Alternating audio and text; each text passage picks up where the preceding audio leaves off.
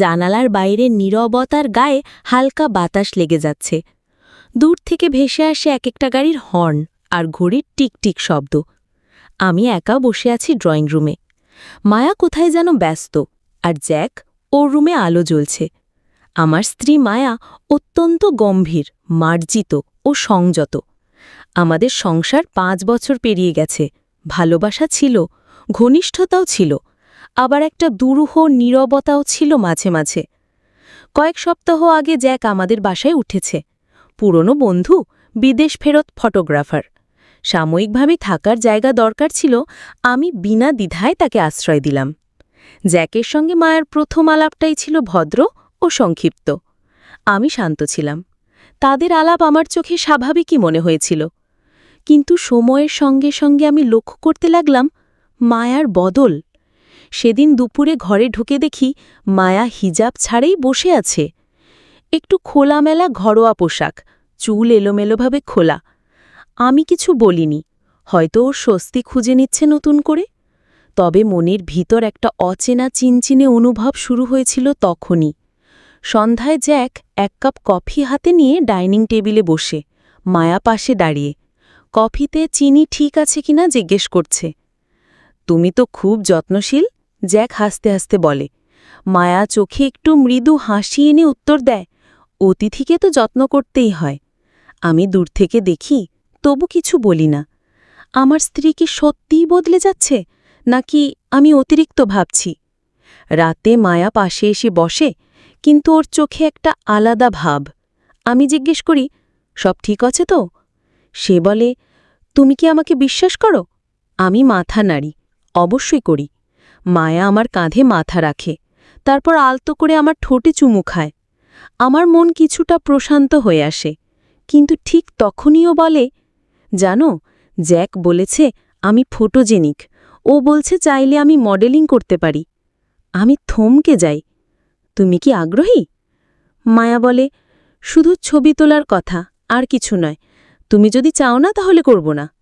আমি তাকিয়ে রই, একটু ভেবে বলি, তুমি যদি স্বাচ্ছন্দ্য বোধ করো তাহলে আমি কিছু বলবো না। ও আমার হাতে হাত রাখে। সেই মুহূর্তে বুঝি আমি হয়তো ওর স্বাধীনতার সীমানায় দাঁড়িয়ে যাচ্ছি। শেষে আমি আমার ঘরে আসি, ঘড়ির কাঁটা দেখছি, সময় এগোচ্ছে, আর একটা সম্পর্ক যেন আস্তে আস্তে দূরে সরছে। সকালে ঘুম ভাঙতেই দেখি মায়া আয়নার সামনে দাঁড়িয়ে হালকা মেকআপ করছে। এত সকালে মেকআপ? জিজ্ঞেস না করে চুপ করে রইলাম। ও পেছন ফিরেও তাকালো না, শুধু বলল, আজ জ্যাক একটা ফটোশ্যুট করতে চায়, বাড়ির ছাদে, শুধু প্রাকৃতিক আলোয়। ও বলেছে তুমি চাইলে তুমিও থাকতে পারো। আমি হেসে বললাম, থাকলে কি তুমি স্বস্তিতে থাকবে? মায়া কিছুক্ষণ চুপ করে থেকে বলল, তুমি না থাকলে আমি একটু বেশি স্বাভাবিক থাকতে পারি, রিল্যাক্সড থাকি। আমি মাথা নাড়লাম, বললাম, তাহলে আমি নেমে যাই। ছাদে গিয়ে দেখি জ্যাক বড় একটা ডিএসএলআর ক্যামেরা হাতে নিয়ে দাঁড়িয়ে আছে। মায়া সেখানে পৌঁছে গেছে আগেই, হালকা লাল টপ আর ডেনিম প্যান্টে, খোলা চুলে। সত্যি এক অন্যরকম লাগছে ওকে। জ্যাক মুগ্ধ হয়ে তাকিয়ে আছে। ভেরি ন্যাচুরাল পোজ দাও মায়া, চোখে আত্মবিশ্বাস রাখো। আমি নিচ থেকে ছাদের দিকে তাকিয়েছিলাম। জ্যাক আর মায়ার হাসি, আলাপ, ক্লিক ক্লিক শব্দ, সব একসাথে কেমন যেন অন্যরকম শোনাচ্ছিল। হঠাৎ মনে হলো এই মুহূর্তগুলোর মাঝে আমি নেই। বিকেলে টেবিলে বসে মায়া আমার সামনে এলো, অ্যালবাম খুলে ধরে, দেখো কেমন লাগছে। ছবিগুলো চমৎকার হয়েছে। সত্যি ওর ভেতরে একটা সৌন্দর্য আছে যেটা এতদিন চোখ এড়িয়ে গেছে। আমি বললাম, ভালো, খুবই ভালো। মায়া হাসল, সেই পুরনো চেনা হাসি, তবে এবার তার মধ্যে যেন নতুন কিছু লুকানো, একটা স্বাধীনতার স্বাদ। রাতে মায়া আমার পাশে বসে হঠাৎ বলে, তুমি জানো, তুমি খুবই সাপোর্টিভ। তুমি যে কোনো সিদ্ধান্ত তুমি মাথা নিচু করে মেনে নাও, কখনো প্রশ্ন করো না। আমি তাকিয়ে বললাম, আমার মনে হয় তুমি তোমার মতো করে ভালো থাকলেই আমি শান্তি পাই। মায়া এবার সত্যিই চমকে গেল। কিছুক্ষণ চুপ করে থেকে আমার গালে চুমু খায়, তারপর আলতো করে কাঁধে মাথা রাখে। আমার মনে হয় আমি যেন ওকে নিজের ইচ্ছাতে ছেড়ে দিচ্ছি, কিন্তু এই ছেড়ে দেওয়া কি ভালোবাসা? না আস্তে আস্তে হারিয়ে ফেলার একটা সূচনা। সকালটা কেমন যেন অন্যরকম লাগছিল। বাতাস হালকা গরম, কিন্তু ঘরে একটা অজানা শীতলতা। জাকির ঘরের দরজা বন্ধ ছিল। মায়া তখন রান্নাঘরে হালকা মিউজিক চালিয়ে রান্না করছে। আমি এক কাপ চা হাতে ওর দিকে এগিয়ে গেলাম। আজ তোমাদের শ্যুট আছে? মায়া আমার দিকে তাকিয়ে বলল, হ্যাঁ, তবে এবার একটু ভিন্ন। জাক বলেছে ইমোশনাল ক্লোজ আপ তোলার একটা আইডিয়া নিয়ে এসেছে।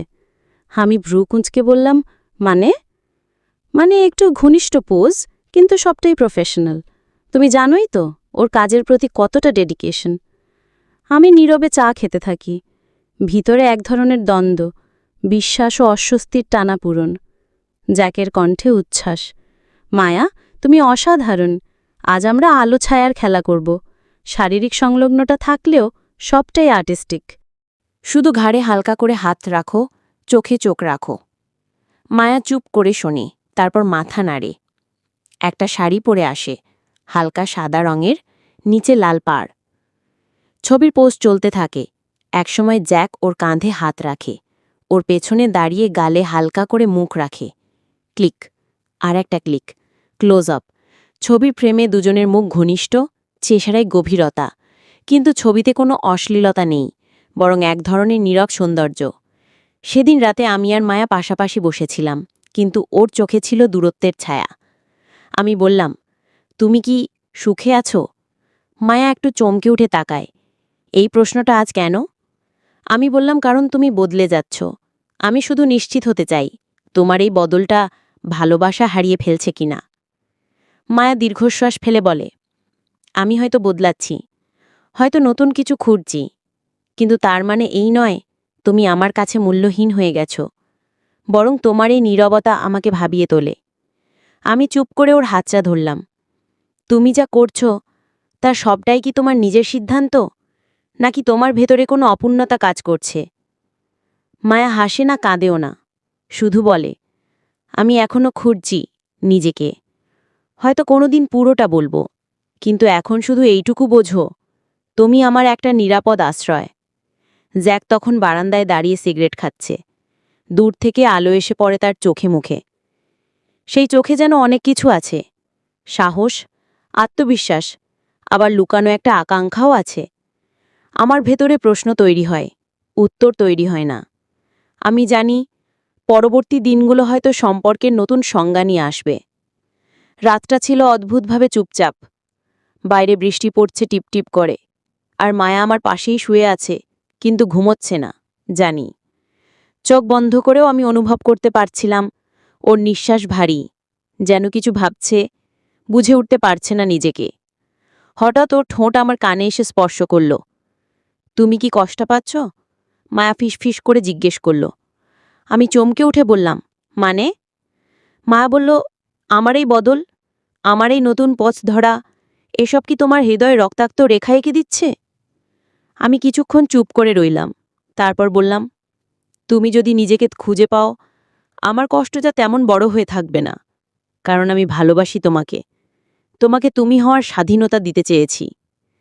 মায়া আলতো করে আমার হাতে চুমু খেয়ে বলল, তুমি জানো, জ্যাকের সঙ্গে কাজ করতে করতে আমি বুঝেছি আমি কেবল একজন স্ত্রীর ভূমিকায় থাকতে চাচ্ছি না। আমি চাই মানুষ হিসেবে নিজেকে বুঝতে, ছুতে। আমি মাথা নিচু করে বললাম, তাহলে আমিও কি তোমার জীবনের সীমারেখার বাইরে চলে যাচ্ছি? জ্যাকের রুম থেকে হালকা হাসি শব্দ ভেসে এলো। মায়া আর জ্যাক একটি নতুন প্রজেক্টের জন্য কাজ করছে। এবার একটু বেশি ঘনিষ্ঠতা রয়েছে বলে শুনেছি। শুধু হাত ধরাধরি আর চোখে চোখ রাখা, জ্যাক বলেছে। কিন্তু ফ্রেমে যখন আমি ছবি দেখলাম, মায়া একটু জ্যাকের গলার কাছে ঝুঁকে আছে, আর জ্যাক ও কানের পাশে ফিসফিস করে কিছু বলছে। ছবিতে কিছুই অশুভ নয়, কিন্তু যেভাবে ওরা একে অপরকে ছুঁয়েছে তাতে স্পষ্ট দূরত্ব কমছে। সন্ধ্যায় আমি বললাম, তুমি কি সত্যি আর শুধু ছবির মধ্যে সীমাবদ্ধ থাকবে? মায়া তাকিয়ে বলে, আমি জানি তুমি সন্দেহ করছ, কিন্তু বিশ্বাস করো, এখনও আমরা কোনো সীমানা পার হইনি। আমি চুপ করে থাকলাম। শুধু একটা প্রশ্ন মনে জাগল, সীমা কি শরীরের না হৃদয়ের? রাতের খাবারের পর মায়া এসে আমার কাঁধে মাথা রাখল। তুমি জানো, আমি মাঝে মাঝে স্বপ্ন দেখি আমি একটা নদীর ধারে দাঁড়িয়ে আছি, আর দূরে কেউ হাত বাড়িয়ে ডাকছে, কিন্তু ঠিক বুঝতে পারি না সেই ডাক কি সত্যি স্বাধীনতার নাকি কোনো মোহের। আমি ওকে জড়িয়ে ধরলাম। যদি ফিরে আসতে চাও আমি থাকব, যদি হারিয়ে যেতে চাও তবু আমি দেখব তোমার ছায়া। তুমি যেমন আছো আমি তোমাকে ভালোবাসি সেই রূপেই। মায়া চুপ করে আমার বুকের মধ্যে মুখ লুকিয়ে রাখে। কয়েক সেকেন্ড পরে ওর ঠোঁট আমার ঠোঁটে এসে থামে। চুমুটা দীর্ঘ, ভারী আর এক ধরনের কান্না মেশানো। আমাদের মধ্যকার সম্পর্কের জটিলতা যেন সে চুমুতেই লুকানো। সকালের আলোটা একটু নরম ছিল। আমি খেয়াল করলাম মায়া আজ একটু অন্যরকম পোশাকে ঘুরে বেড়াচ্ছে। একটা পাতলা কমলা কুর্তি, নিচে পাজামা, চুল খোলা, চোখে সানগ্লাস, হাতে কফির কাপ। জ্যাক তখন বারান্দায় বসে। মায়া গিয়ে ওর পাশে দাঁড়াল। আমি ভেতর থেকে তাকিয়ে রইলাম। ওদের দুজনের কথাবার্তা শুনতে পাই না, শুধু হাসির শব্দ। একটা সময় দেখি মায়া হেসে হেসে জ্যাকের হাত ধরে একটা কাগজ দেখাচ্ছে, সম্ভবত শুটিং স্ক্রিপ্ট। কিন্তু হাতে হাত রাখা কি শুধুই স্ক্রিপ্ট পোছানো? সেই দিন ছাদে শুটিং চলছিল। জ্যাক জানালো আজকের থিম বিশ্বাস। ফ্রেমে মায়ার চোখ জ্যাকের চোখে আটকে থাকল। ক্যামেরা চলছিল, পোজের ভেতর হালকা শ্বাস-প্রশ্বাস আর একটা নীরব টান। হঠাৎ এক মুহূর্তে মায়া জ্যাকের কাঁধে হাত রাখে। জ্যাক ওর কপালে হালকা করে ঠোঁট চোয়ায়। আমি ছাদের দরজার পাশ থেকে তা দেখি। না, সেটা অশোভন রায়, না, সেটা আবেগের সীমা অতিক্রম করেনি। তবুও আমার বুকটা কেমন যেন মোচড় দিয়ে উঠল। রাতে আমি আর মায়া পাশাপাশি বসে আছি। টিভি চলছে, কিন্তু কারোর মনোযোগ নেই। আমি হঠাৎ বলে উঠলাম, আমি জানি আমি কষ্ট পাচ্ছি, কিন্তু এই কষ্টটা আমি নিজের ভেতর লুকিয়ে রাখছি, কারণ তুমি যেন স্বাধীনভাবে শ্বাস নিতে পারো। মায়া চুপ করে রইল কিছুক্ষণ। তারপর আমার দিকে ঘুরে বলে, তুমি সব সময় এমন কেন? এতটা নীরব, এতটা সহনশীল, কখনো গলা তোলো না? আমি যদি ভুল পথে যাই তবুও তুমি কিছু বলো না কেন? আমি হেসে বলি, তুমি কি জানো এই নীরবতা কখনো কখনো ভালোবাসার সবচেয়ে কঠিন পরীক্ষা হয়ে ওঠে। আমি যদি বাধা দিই তুমি হয়তো দূরে চলে যাবে, কিন্তু যদি নীরব থাকি তবু আমি তোমাকে হারাচ্ছি ধীরে ধীরে। মায়া উঠে এসে আমার গালে একটা চুমু খায়। সেই চুমুতে ছিল অপরাধবোধ, অনুশোচনা, আবার মায়া। আমি জানি তুমি কষ্ট পাচ্ছ। জ্যাক আর আমরা কাছাকাছি হচ্ছি। তবে এটা শুধু শারীরিক নয়, এটা এক ধরনের মানসিক বন্ধন। তুমি যদি না চাও আমি দূরে সরে যাব। আমি কিছু বললাম না, শুধু ওর হাতটা ধরে রাখলাম। তোমার যাত্রা যদি এখনও আমার পাশে শেষ না হয় তবে আমি হেঁটে যাব এই নীরব পথটাও। সকাল থেকেই মায়া কিছুটা চুপচাপ, চোখে যেন কোনো দ্বিধা খেলা করছে। আমি জানি একটা সিদ্ধান্ত হয়তো ওর মনে পাক খাচ্ছে। জ্যাকের দিকে টান, কিন্তু আমাকেও পুরোপুরি ছেড়ে যেতে পারছে না। আমি ওকে জিজ্ঞেস করলাম, তুমি কি আজও শুটে যাচ্ছ? মায়া একটু চমুকে উঠল, তারপর নিচু স্বরে বলল, হ্যাঁ, তবে আজ একটু অন্যরকম। আমি আর কিছু বললাম না, শুধু মাথা নিচু করে নিজের চায়ের কাপ নাড়াতে লাগলাম। ছাদে আলো ফিকে হয়ে আসছে। জ্যাক ক্যামেরা সেট করছে, মায়া ওর সামনে দাঁড়িয়ে। আজ ওর পোশাক একটু বেশি সাহসী, একটা অফ শোল্ডার সাদা গাউন, পেছনটা অনেকটা খোলা। মায়ার মুখে আলতো মেকআপ, চোখে গভীরতা। আজকের থিম ভরসা। তুমি চাও তুমি নিজেকে উজাড় করে দিতে পারো। যতটা তুমি স্বস্তিতে থাকো ততটাই প্রকাশ পাবে তোমার চোখে। মায়া কয়েক সেকেন্ড চুপ করে থেকে চোখ বন্ধ করল, যেন নিজের ভিতরকার দ্বিধাকে সরিয়ে দিতে চাইছে। জ্যাক ক্যামেরা তোলার মুহূর্তেই বলে উঠল, তুমি কি চাও আমি আজ তোমার হাতে হাত রাখি? সেটাও ফ্রেমে আসবে। মায়া চুপ করে ওর দিকে তাকাল, তারপর ধীরে ধীরে হাত বাড়িয়ে দিল। দুজনের হাতে হাতে স্পর্শের মুহূর্তে ছবির ফ্রেম দাঁড়িয়ে যায় একটা সীমানায় দাঁড়িয়ে থাকা বিশ্বাসের আভাস। সেই রাতে মায়া আমার ঘরে এলো। আমি বিছানায় বসে বই পড়ছিলাম। ও ধীরে ধীরে আমার পাশে বসে বলল, আজ আমি নিজেকে হারিয়ে ফেলতে গিয়েছিলাম, কিন্তু শেষ মুহূর্তে ফিরে এসেছি, কারণ আমি জানি তোমার চোখে আমি এখনো মায়া। আমার সমস্ত রূপে, সমস্ত ভাঙনে একজন মানুষ হিসেবে পূর্ণ। আমি ওর হাত ধরলাম। তুমি কি বলবে জ্যাকের সঙ্গে কিছু হয়েছিল? মায়া একটু নীরব থেকে বলল, ঘনিষ্ঠ হয়েছিলাম, কিন্তু সম্পর্ক মানে শুধু শরীর নয়। আমি এখন বুঝতে শিখছি। জ্যাক আমাকে সম্মান করে, প্রশংসা করে, কিন্তু সে আমার মতো কাউকে ভালোবাসে কিনা তা সে জানে না। তুমি আমার পাশে ছিলে, এমন নীরবতায় যা সবচেয়ে কঠিন ছিল। রাতের ঘর নিস্তব্ধ, বাইরে হালকা ঝড়ার শব্দ।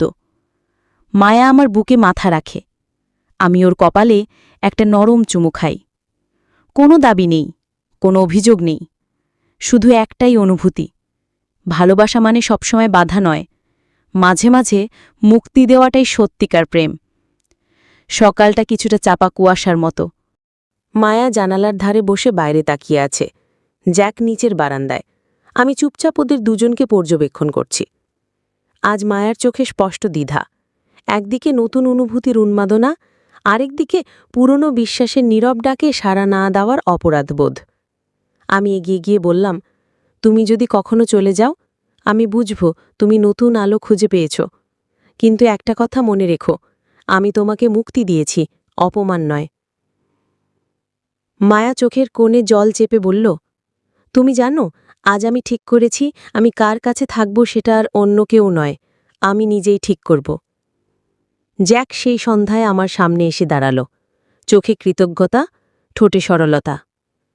তোমার স্ত্রীকে আমি শ্রদ্ধা করি, পছন্দ করি, ওর মধ্যে যে আলো তা অনেককে পথ দেখাতে পারে, কিন্তু আমি বুঝেছি প্রেম মানে কেবল আকর্ষণ নয়, ওর হৃদয়ে আজও তুমি আছো, ভিন্নভাবে, গভীরভাবে। তোমার উপস্থিতি আর নীরব সম্মতির মধ্যেই একটা সুর আছে যা কোনো চুমু বা আলিঙ্গন দিতে পারে না। আমি মাথা ঝুঁকি বললাম, ধন্যবাদ, তুমি এটা বোঝো। সেদিন রাতে মায়া ফিরে এলো আমার পাশে, চোখে জল, কণ্ঠে কাঁপুনি। আমি ভুল করিনি, কিন্তু আমি পথ খুঁজছিলাম। আজ বুঝেছি তুমি যে ভালোবাসা দিয়েছ সেটা আমার স্বাধীনতাকে ছোট করেনি, বরং মর্যাদা দিয়েছে। তোমার সেই নীরব সম্মতি আমাকে কোথাও ভেঙে দেয়নি, বরং নিজের মতো করে গড়ে তুলেছে।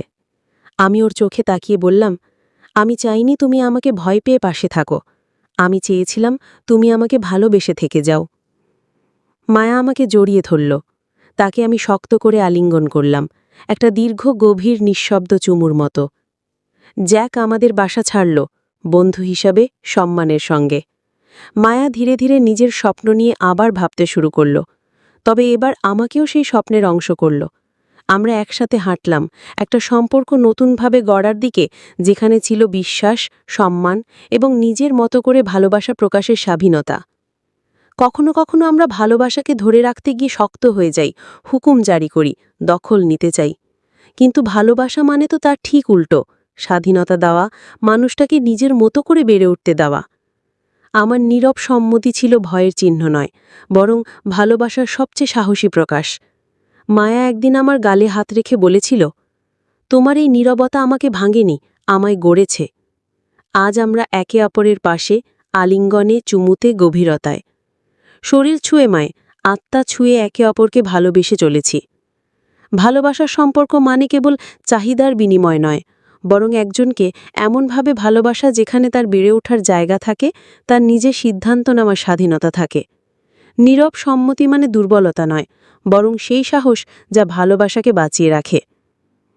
বন্ধুরা, গল্পটি এখানে সমাপ্ত করলাম। গল্পটি ভালো লাগলে একটি লাইক ও চ্যানেলটি সাবস্ক্রাইব করে দেবেন। ভালো থাকবেন সবাই, দেখা হচ্ছে পরের ভিডিওতে।